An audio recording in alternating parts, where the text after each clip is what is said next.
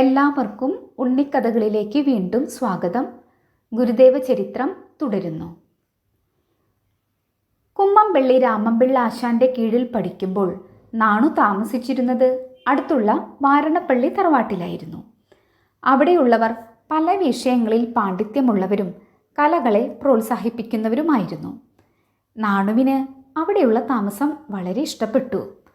പ്രത്യേകിച്ച് ഏകാദശിയും വ്രതങ്ങളും നോറ്റ് സദാസമയവും ഈശ്വര പ്രാർത്ഥനയുമായിരിക്കുന്ന അവിടുത്തെ വൃദ്ധരെ.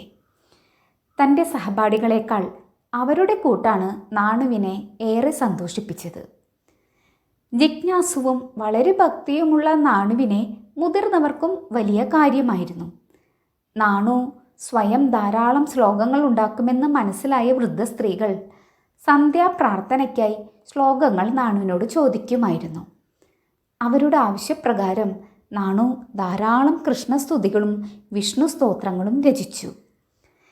ഗജേന്ദ്രമോക്ഷം എന്ന ഭക്ത കവിത അവർക്കു വേണ്ടി നാണു വഞ്ചിപ്പാട്ടിൻ്റെ രൂപത്തിൽ എഴുതിയുണ്ടാക്കി. വളരെ കാലം ആ കവിതകളെല്ലാം അവരുടെ തലമുറക്കാർ ഭക്തിപൂർവം ചൊല്ലി നടന്നിരുന്നു. അക്കാലത്ത് നാണു വലിയ കൃഷ്ണഭക്തനായിരുന്നു. സദാസമയവും ബാലകൃഷ്ണനെ ചിന്തിച്ചിരിക്കും. ഒരു ദിവസം നാണുവിൻ്റെ സഹപാഠികൾ കാണുന്നത് നാണു ആരെയോ പിന്തുടർന്ന് ഓടുന്നതാണ്. ആരെയാണെന്ന് കാണുന്നുമില്ല. ഓടിയോടി നാണു പെട്ടെന്നൊരു തോട്ടിനരികിൽ ചെന്നു നിന്നു. തോട്ടിലേക്ക് നോക്കിക്കൊണ്ട് നിന്നിരുന്ന നാണുവിനോട് കൂട്ടുകാർ ചോദിച്ചു, നാണു, നീ ആരെയോ പിന്തുടർന്ന് ഓടിയല്ലോ, എന്താ കാര്യം? നാണു തോട്ടിലേക്ക് നോക്കിക്കൊണ്ട് പറഞ്ഞു, ദാ ഇപ്പോൾ ബാലകൃഷ്ണൻ മുന്നിലൂടെ ഓടി ഈ തോട്ടിൽ വന്ന് ചാടിയിരിക്കുന്നു. തൻ്റെ ഭക്തനായ നാണുവിൻ്റെ മുമ്പിൽ കൃഷ്ണൻ പിന്നെയും പലതവണ പ്രത്യക്ഷപ്പെട്ടിരുന്നുവത്രേ. പുലർക്കാലത്ത് ഈശ്വരനെ സ്മരിച്ചുകൊണ്ടുണരുന്ന നാണുവിൻ്റെ ദിവസം മുഴുവനും ഈശ്വരനോടൊപ്പം തന്നെയായിരുന്നു. കൂട്ടിന് വാരണപ്പള്ളിയിലെ കുഞ്ഞു കുഞ്ഞു പണിക്കരെന്ന സഹപാഠിയും ഉണ്ടായിരുന്നു. ഒഴിവുള്ളപ്പോഴെല്ലാം രണ്ടുപേരും പുരാണ ഇതിഹാസങ്ങൾ വായിക്കുകയും ചിലപ്പോൾ നേരം വെളുക്കും വരെ നാമം ജപിച്ചും ഇരിക്കുമായിരുന്നു. ഉറങ്ങുമ്പോൾ പോലും നാണുവിൻ്റെ മുഖത്തു നിന്ന് ഈശ്വരനാമം ഒഴുകി വരുന്നത് സഹപാഠികൾ കണ്ടു. അങ്ങനെയുള്ളൊരു ഭക്തൻ്റെ മുമ്പിൽ ഭഗവാന് വരാതിരിക്കാൻ പറ്റുമോ? ഭക്തിയുടെ കാര്യത്തിൽ എന്ന പോലെ കേൾക്കുന്നതും വായിക്കുന്നതുമായ വിഷയങ്ങളിലും നാണുവിന് അഗാധമായ ശ്രദ്ധയായിരുന്നു. വാരണപ്പള്ളി തറവാട്ടിലെ കാരണവന്മാർ സാഹിത്യത്തിനെ നന്നായി പ്രോത്സാഹിപ്പിച്ചിരുന്നു. അതുകൊണ്ട് തന്നെ ഇടയ്ക്കിടെ അവിടെ സാഹിത്യ സദസ്സ് കൂടുമായിരുന്നു. അതിൽ പങ്കെടുക്കുന്നവർ തങ്ങളുടെ അറിവുകൾ പങ്കുവയ്ക്കുകയും ചിലപ്പോൾ വാദപ്രതിവാദങ്ങളിൽ ഏർപ്പെടുകയും ചെയ്തു. എന്നാൽ നാണൊരു ശ്രോതാവായി ഇതിൽ നിന്നെല്ലാം ഒഴിഞ്ഞു മാറിയാണ് നിൽക്കാറുള്ളത്.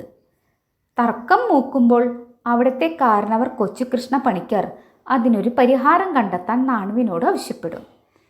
നാണു തർക്കിക്കുന്ന വിഷയത്തിൻ്റെ ശരിയായ വശം വളരെ വ്യക്തമായി പറഞ്ഞു കൊടുക്കും. നാണു പറഞ്ഞാൽ പിന്നെ എല്ലാവർക്കും തൃപ്തിയാണ്. കാരണം നാണു ശരിയായത് മാത്രമേ പറയുകയും പ്രവർത്തിക്കുകയും ചെയ്യുമായിരുന്നുള്ളൂ എന്ന് അവർക്ക് നന്നായി അറിയാമായിരുന്നു.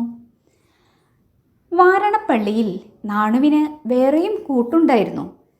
ഒന്ന് വളരെ ക്ഷീണിച്ച് എല്ലുന്തിയ ഒരു പട്ടിയായിരുന്നു. അതിനെ കൂടാതെ ഒരു തടിയൻ പട്ടിയെയും തറവാട്ടിൽ വളർത്തിയിരുന്നു. എല്ലാവരും തടിയനെ കൊഞ്ചിക്കുമ്പോൾ നാണു ഏറെ ഇഷ്ടപ്പെട്ടത് ക്ഷീണിച്ചതിനെയായിരുന്നു.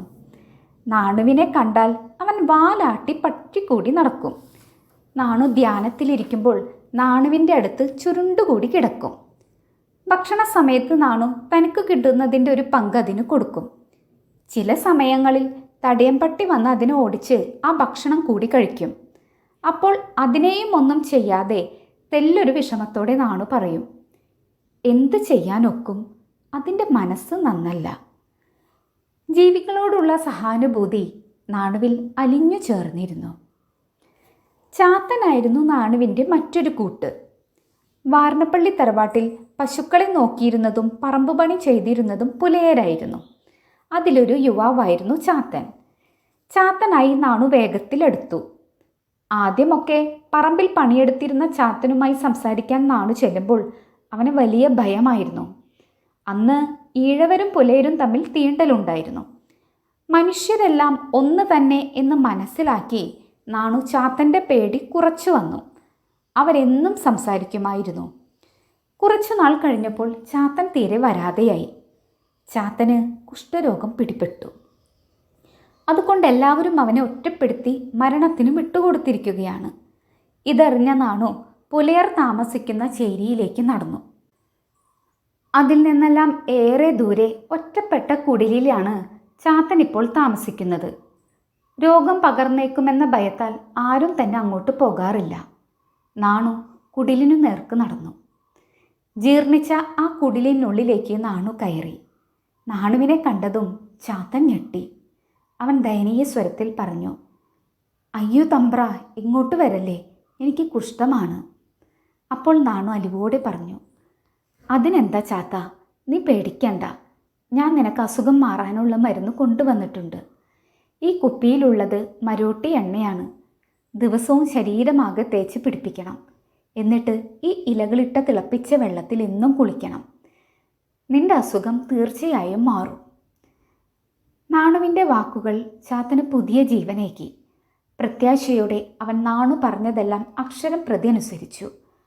അല്പനാളുകൾക്കുള്ളിൽ മുന്നത്തെക്കാളും ഉണർവോടെ ചാത്തൻ ജീവിതത്തിലേക്ക് തിരിച്ചു കയറി. നാണു ഇങ്ങനെയാണ്. മറ്റുള്ളവർ ചിന്തിക്കാത്തതെന്തോ അത് ചിന്തിക്കും, പ്രവർത്തിക്കാത്തതെന്തോ അത് പ്രവർത്തിക്കും. അതുകൊണ്ട് തന്നെ നാണുവിൻ്റെ ജീവിതം പലർക്കും അവിശ്വസനീയമായി തോന്നിയേക്കാം. ഗുരുദേവ ചരിത്രം നമുക്ക് വീണ്ടും കേൾക്കാം. നന്ദി.